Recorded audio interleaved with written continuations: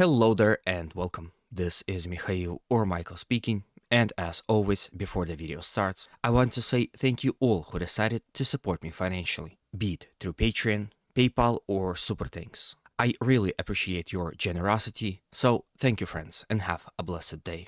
Now, today's video I will start with Avdiivka city, where yet again Russians were able to gain more territories in the last 24 hours. This territorial change happened here near the settlement of Vodyane, from which Russians attacked in the direction of the Ukrainian-controlled Pervomayske, as well as village of Severne and Tonyenke. As a result of these successful offensive operations, this is exactly how much territory Russians were able to capture when attacking in the direction of those two said villages. Russians also slightly advanced through Vodyane in the direction of Pervomayske, and this is exactly how much territories Russians were able to capture from the Ukrainian side. As you can see, Russians are slowly but surely getting closer and closer to those two villages. It is hard to underestimate their importance for the entire defense of Avdiivka. As with those two villages being captured by the Russians, the bottleneck will become much smaller, and Russians will be able to establish full direct fire control over the supply road that leads to Avdiivka.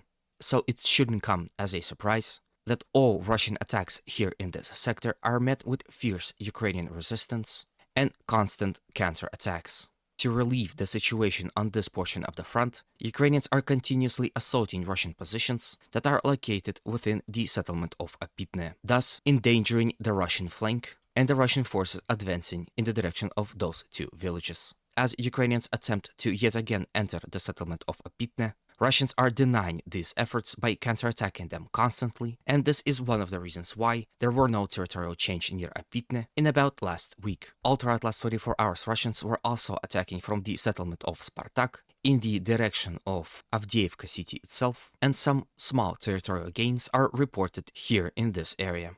When it comes to the pro-Ukrainian map, which I occasionally use, they too acknowledged these Russian advances. As you can see, they acknowledged Russian advance in the direction of Tonyenke and in the direction of Pervomayske. Also, as you can see, in the direction of Avdiivka. Now, before we leave this portion of the front, I have a very epic and cinematic footage for you. This is Russian TOC flamethrower system providing covering fire for the advancing Russian tanks in the general direction of Avdiivka. Unfortunately, the video have not specified where exactly this is taking place, but due to the green fields, I would assume it is happening to the west of Avdiivka in the direction of Severne and Tonyenke. Unlike the southern flank of Avdiivka, northern flank have not seen that much success, despite the fact that in the last 24 hours Russians continuously assaulted Ukrainian positions in front of Novokalinova across this rail line, as well as across this rail line in the direction of Stepova and Berdichi, and also attacked in the direction of coke plants. There are news that are coming from this sector that Russians are making occasional gains when attacking in the direction of Stepova and Berdichi, as well as Novokalinova. However, the situation is very different when it comes to the coke plants and Ukrainian positions in front of it, as it would seem that Russians hit a brick wall here. It is here where Russians are taking pretty heavy losses. However, despite all those losses, Russians continue to attack here regularly and, like I said, make occasional gains in the process. Then, from Avdiivka, let's move straight to Bakhmut and discuss the situation here. First, let's discuss the situation on the southern flank. In the last 24 hours, Ukrainians continued their fighting operations near the settlements of Klishivka and Andriivka. They mostly attacked across the rail line, trying to establish full control over it, and attacked in the general direction of the settlements of Zelenopilya and Kurdyumivka. Near Klishevka, they were able to successfully capture this portion of the rail line, and as some geolocated videos suggest, continue to advance along that rail line in attempt to push Russians away from it. Again, as some reports suggest, at some point they were able to penetrate Russian defensive lines and advance, however were quickly counterattacked, failed to entrench themselves, and retreated back to the rail line. Currently, Ukrainians are also fighting within this forested area, also to push Russians out of it and start attacking Russians directly within the city of Bakhmut. But at this point in time, there is no reason to suggest that Ukrainians were able to gain any territories in this area. Then let's move to the settlement of Andriivka and discuss the situation here. Here, the situation is somewhat similar to Klishevka, as Ukrainians were able to advance generally all across this front, pushing Russians out of their positions within the rail line and forcing them to retreat behind other defensive positions. Here on this picture, you can see exactly how much territories Ukrainians were able to recover in the last 24 hours. This, of course, puts the settlements of Zelenopilya and Kurdyumovka in grave danger, as now those settlements are under attack from 3 directions. The situation on the northern flank of Bakhmut had not seen any change for a long time. This is not for the lack of fighting, as Ukrainians continued their offensive operations in the direction of Yagodne and Berhivka, also attacked Russians all across this Russian-controlled salient, in the general direction of the village of Dubovo-Vasilivka. However, despite all efforts, were unable to advance anywhere. Russians are also counterattacking here in this area as well, not allowing Ukrainians to advance and entrench themselves whatsoever. Then let's quickly move to this portion of the front, where as a result of offensive operations of the Ukrainian army from the settlement of Razdalivka and Fedorivka, in the general direction of Sako-Ivanseti, Mykolaivka and Krasnopolivka, Ukrainians were able to advance ever slightly here in this area. And here at this picture, you can see exactly how much territories they were able to capture in those attacks. Most likely this is part of positional warfare in which Ukrainians were able to recover some of the territories along Bakhmutka River. Now, before we visit Zaporozhye, it is important to visit general Liman, Kremina and Kupiansk fronts.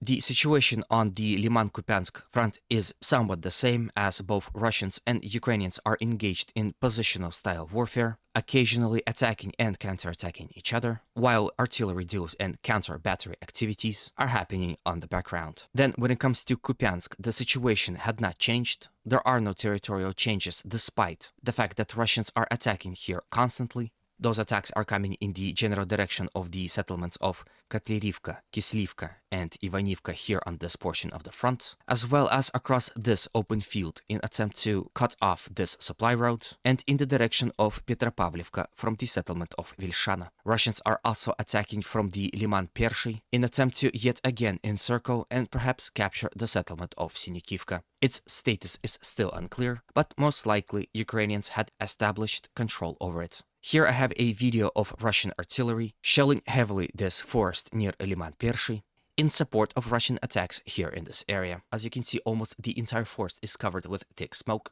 and would seem to be burning. This is generally the situation in this particular forest, as Russians are mostly engaged in positional style warfare, letting artillery and aviation do their job.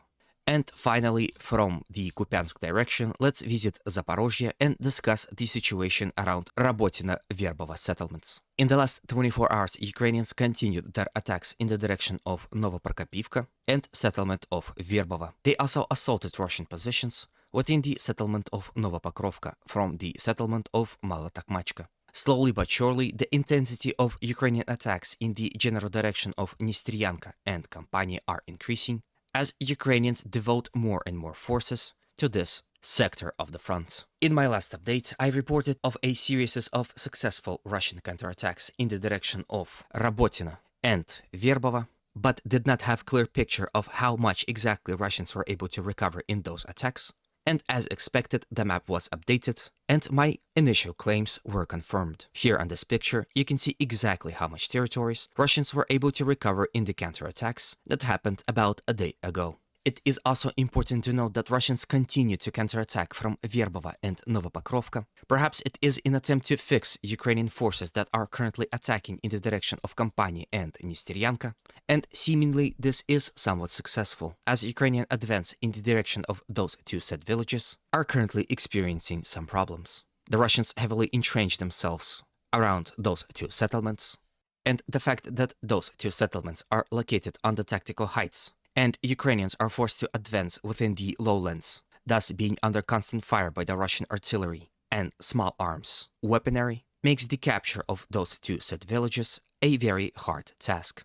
Perhaps Ukrainians acknowledge their inability to expand their bridgehead deeper and to the east and decided to do so to the west. Perhaps this is the sign that Ukrainians are expecting further Russian attacks in attempt to get rid of this salient and are trying to expand it more, but again currently calling this Ukrainian advancements in the direction of those two settlements a success is a bit premature. With this, I end today's video. Hopefully it was to your liking and was informative enough. If it was, please consider supporting this channel by hitting that like button, commenting, and subscribing if you haven't done so. Thank you in advance. As always, humanity calls me to condemn all violence against human beings. Have a good day, and always remember, Russia will be free and great.